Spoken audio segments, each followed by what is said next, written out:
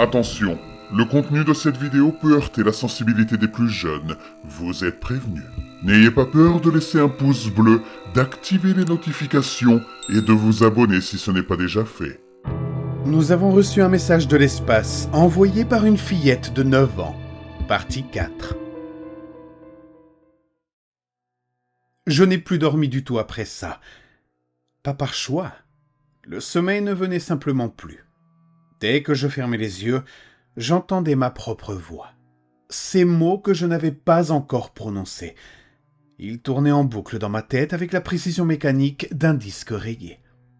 Ce qu'il y a derrière les enfants, ce qu'il y a derrière les enfants, je me disais. Le 7e jour, j'ai commencé à perdre des morceaux de temps. De petits trous d'abord. Je me retrouvais debout devant le frigo ouvert sans me souvenir de m'être levé. Ou alors j'étais assis sur le sol de la salle de bain, dos contre la baignoire, avec l'impression d'avoir été là depuis des heures. Mais il n'y avait rien d'alarmant en apparence. Rien qu'un médecin n'aurait pas attribué à la privation de sommeil et au stress. C'est le 8e jour que j'ai trouvé le carnet. Pas mon carnet habituel. Celui-là avait disparu dans ma voiture. Un carnet que je ne reconnaissais pas. Spirale, couverture noire, posé sur le coin de mon bureau comme s'il avait toujours été là. À l'intérieur, une écriture serrée, régulière, que j'ai mis plusieurs secondes à identifier. La mienne. Des pages et des pages remplies de ma propre écriture. Des formules que je ne comprenais pas, des équations, mêlant des notations de physique quantique à des symboles que je n'avais jamais vus. Des listes de noms, des schémas d'orbite, et par endroits intercalés entre les calculs, des phrases en français, en anglais, en russe, et dans au moins 2 autres langues que je n'ai pas pu identifier. J'ai feuilleté jusqu'à la dernière page remplie. En bas, dans une écriture plus grande, plus tremblée, comme si ma main qui tenait le stylo avait manqué de force pour finir, « Tu écris ça pendant que tu dors, arrête de résister, laisse-nous finir. » J'ai appelé Marche depuis le téléphone portable. Il a décroché à la première sonnerie, ce qui m'a surpris. Jusqu'à ce que j'entende sa voix et comprenne qu'il ne dormait pas non plus. « Je savais que vous rappelleriez, » a-t-il dit. Le carnet. Un silence. Vous étiez au courant, n'est-ce pas ? Je soupçonnais. Il a toussé. Certains sujets, certains membres de l'équipe en fait, ont développé des interférences avec le temps. Une porosité, pourrait-on dire. Nous avons théorisé que la capture n'était pas entièrement unidirectionnelle. Parlez clairement, Marche. L'empreinte plénière capturait la conscience de l'enfant. Mais peut-être que dans certains cas, quelque chose passait aussi dans l'autre sens. Pas beaucoup, pas suffisamment pour être détecté immédiatement. Il a marqué une pause. C'est comme une porte qui ferme mal. Depuis combien de temps ? Ai-je demandé, en regardant le carnet posé sur mon bureau. Depuis combien de temps vous arrive-t-il des choses que vous ne pouvez pas expliquer ? J'ai réfléchi. La vraie réponse m'a traversé comme un courant électrique. Depuis la mort de Claire, il y a 27 ans. Ce que Marche m'a dit ensuite, je ne l'ai pas cru immédiatement. Il m'a fallu 3 jours supplémentaires, des recherches que je préfère ne pas détailler, et une conversation qui m'a brisé quelque chose d'irréparable à l'intérieur, pour admettre que c'était vrai. La Fondation Lumen n'avait pas simplement stocké des consciences d'enfants mourants dans un satellite. Il les utilisait. Pas de façon passive, pas comme une archive, pas comme un mémorial numérique. De façon active, continue, organisée. Artifex 040919 n'était pas une boîte noire perdue dans l'espace. C'était un serveur connecté qui tournait en permanence, qui travaillait en permanence, en utilisant les capacités cognitives des 243 consciences qu'il contenait pour effectuer des calculs d'une complexité qui dépassait tout ce que nos supercalculateurs pouvaient atteindre. des enfants morts utilisés comme processeurs. Depuis 20 ans. J'ai vomi dans l'évier de la cuisine, longuement. Puis je me suis assis par terre et j'ai fixé le plafond pendant ce qui m'a semblé plusieurs heures. La question qui m'obsédait n'était pas comment, ni même pourquoi. C'était au service de quoi? Priya est venue me voir le 11e jour. Elle s'est présentée à ma porte à 22 heures sans prévenir, un sac sur l'épaule et cet air qu'elle avait parfois, concentré, fermé, les mâchoires légèrement serrées, qui signifiait qu'elle avait quelque chose à dire et qu'elle ne savait pas encore comment le faire. Je l'ai fait entrer. Elle a regardé l'appartement, les cartons de nourriture abandonnés, les feuilles épinglées au mur, le carnet noir ouvert sur le bureau, et n'a pas fait de commentaire. Elle s'est assise, elle a posé son sac, elle a sorti un disque dur externe qu'elle a fait glisser vers moi sur la table. « J'ai trouvé quelque chose », a-t-elle dit.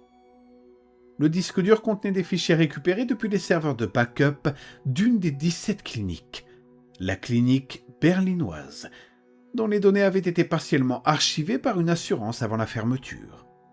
Des dossiers patients, des protocoles d'intervention, des comptes rendus de réunions internes de la Fondation Lumen, et un document que Priya avait surligné en rouge.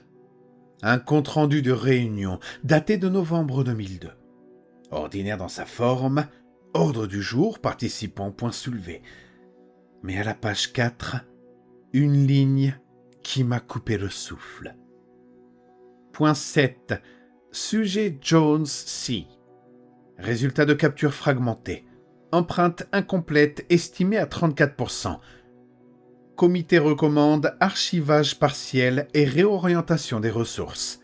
Minorité de dissidents, Dr. I. Marsh, voir note annexe. 34%. Claire Jones. Ma sœur n'était pas entièrement dans le satellite. Mais où est le reste? Ai-je demandé. Priya a regardé ses mains. Un geste que je lui connaissais. Elle le faisait quand la réponse était là, mais qu'elle préférait ne pas être celle qui la donne. Priya! La note annexe de Marsh, a-t-elle dit lentement. Il était le dissident. Il pensait que la capture fragmentée ne signifiait pas que le reste de l'empreinte était perdu. Il pensait quoi exactement? Priya a levé les yeux vers moi. Il pensait qu'une empreinte fragmentée ne disparaît pas, qu'elle se redistribue. Elle cherche un autre substrat, quelque chose de compatible. Le silence qui a suivi a duré très longtemps. Puis j'ai fini par demander « Compatible comme quoi ?» Priya n'a pas répondu. Je me suis levé, je suis allé dans ma chambre. J'ai pris le carnet noir et je l'ai apporté à Priya. Je l'ai ouvert à la dernière page, remplie, et je le lui ai tendu. Elle l'a lu, son visage n'a pas changé, et c'était pire qu'une réaction de sa part. « Tu savais déjà ?» ai-je dit. « Non, je suspectais. » Priya était intriguée par cette phrase. « Laisse-nous finir. » Pas moi, mais nous. Marsh ne répondait plus au téléphone jetable. Je me suis rendu chez lui le lendemain matin. 3 heures de route dans un état second que je ne saurais pas décrire autrement que comme une anesthésie progressive du réel. Sa maison était ouverte. Pas défoncée, pas cambriolée, juste ouverte. La porte était entrebâillée sur le couloir sombre. À l'intérieur, les cartons avaient été retournés, les dossiers éparpillés. Pas par des intrus, que je sentais à la façon dont le désordre était réparti, trop uniforme, trop méthodique. Quelqu'un cherchait quelque chose de précis. Marsh était assis dans son fauteuil habituel. Il respirait. Je l'ai vérifié 2 fois. Mais quand je me suis déplacé devant lui et que j'ai dit son nom, ses yeux se sont posés sur moi avec ce flottement caractéristique. Et j'ai compris qu'il ne me voyait pas vraiment. Il regardait quelque chose que je ne pouvais pas voir, quelque chose qui se trouvait apparemment juste derrière mon épaule gauche. Ils sont venus récupérer les données physiques, a-t-il dit, sans que je lui pose de questions. Qui ça? Qui sont-ils? La Fondation. Pas les mêmes gens qu'avant, des nouveaux, mais dans la même structure. Il a cligné des yeux lentement. Ils ont trouvé le document de Berlin. Marche, est-ce que vous allez bien? Ai-je demandé. Il a ignoré la question. Il y a quelque chose que je ne vous ai pas dit sur le satellite. Je me suis assis par terre devant lui, faute de trouver un siège dégagé. Artifex 040919 devait être une phase pilote, un prototype. Ses mains tremblaient légèrement sur les accoudoirs. Le projet initial prévoyait un second satellite, plus grand, plus de capacité. Il n'a jamais été lancé? Il m'a regardé, vraiment regardé, pour la première fois depuis mon arrivée. Si, a-t-il répondu. Il m'a fallu plusieurs jours pour retrouver la trace d'Artifex 2. Pas dans les registres orbitaux officiels, évidemment. Mais Priya avait des contacts, et ces contacts avaient des contacts. Et au bout d'une chaîne de messages cryptés que je préfère oublier, j'ai obtenu ce que je cherchais. Artifex 2 avait été lancé en 2019. Et en orbite basse cette fois, non géostationnaire. Une orbite qui le faisait passer au-dessus de la quasi-totalité des points habités de la planète toutes les 90 minutes. Sa capacité de stockage était estimée, par ceux qui savaient qu'il existait, à plusieurs milliers d'empreintes. Plusieurs milliers! Pas 243 enfants en phase terminale dans des cliniques privées. Une autre échelle entièrement. Une autre méthodologie. Parce que la technologie avait évolué en 20 ans. Si les IRM modifiés avaient été miniaturisés, numérisés, rendus portables, alors c'était possible que plusieurs milliers d'empreintes soient dans le satellite. J'ai arrêté de penser à la fin de cette phrase pendant 2 jours. Puis Priya m'a envoyé un message d'une seule ligne à 3 heures du matin. J'ai la liste des sujets d'Artifex 2, Rob. Il y en a 4719. Ce n'est pas le chiffre qui m'a détruit. C'est ce qu'elle a ajouté 15 minutes plus tard, après que je lui ai demandé comment la Fondation avait pu capturer autant d'empreintes sans que cela ne se sache, sans clinique privée, sans famille désespérée. Il n'avait plus besoin de famille désespérée. La technologie est dans les IRM standards, les vrais, les normaux, depuis 2015. Depuis 2015. J'ai calculé rapidement. Depuis 2015, combien d'IRM cérébrales réalisées chaque année dans le monde? Plusieurs dizaines de millions. Une partie pour des tumeurs, des AVC, des bilans de routine. Des adultes, des enfants, des personnes âgées. Tous ceux qui étaient passés dans une machine depuis 10 ans, qui s'étaient allongés dans le tunnel blanc, avaient entendu le bruit sourd et répétitif du champ magnétique, avaient pensé à leurs enfants ou ce qu'ils allaient manger ce soir. Eh bien, certains d'entre eux avaient laissé quelque chose derrière eux sans le savoir. Et quelque part en orbite basse, à 400 km au-dessus de nos têtes, ce quelque chose attendait dans le noir. C'est le lendemain que Priya a disparu. Pas progressivement, pas mystérieusement, d'une façon absolument banale et pour ça absolument terrifiante. Elle ne s'est simplement plus manifestée. Ses téléphones, le personnel et le crypté, sonnaient dans le vide. Son adresse email renvoyait une erreur de boîte inexistante. Quand je me suis rendu chez elle, son appartement était vide. Pas cambriolé, pas abandonné dans la hâte, vide comme s'il n'avait jamais été habité. Les murs étaient blancs, les placards étaient ouverts et vides. Son nom n'apparaissait plus dans aucun registre que je pouvais consulter. Ni employeur, ni administration. C'était comme si Priya avait été effacé avec la même précision chirurgicale qu'un fichier qu'on supprime définitivement. J'ai passé la nuit assis dans ma voiture en face de chez elle. Vers 4 heures du matin, le téléphone jetable a vibré. Un message, numéro inconnu, différent de tous les précédents. Une seule phrase. Demande à Claire ce qu'elle a vu dans le fichier maître. Je n'avais pas entendu la voix de Claire depuis cette nuit dans mon appartement. J'avais essayé plusieurs fois en me sentant progressivement glisser vers quelque chose que je ne voulais pas nommer. Parler à voix haute, dans une pièce vide, en espérant que le bourdonnement revienne, que la voix revienne. Mais rien. Mais cette nuit-là, dans ma voiture garée devant l'immeuble vide de Priya, à 4 heures du matin, avec ce message sur l'écran du téléphone, quelque chose a changé. Le bourdonnement est revenu. Plus fort que les fois précédentes. Assez fort pour que je distingue à l'intérieur, comme des harmoniques, plusieurs fréquences superposées. Plusieurs voix peut-être, pas toutes enfantines. Et puis, enfin, Claire. Rob, sa voix avait changé depuis la dernière fois. Pas vieilli exactement.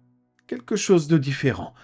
Comme si l'espace de 20 ans de silence entre nous s'était condensé dans sa façon de prononcer mon prénom.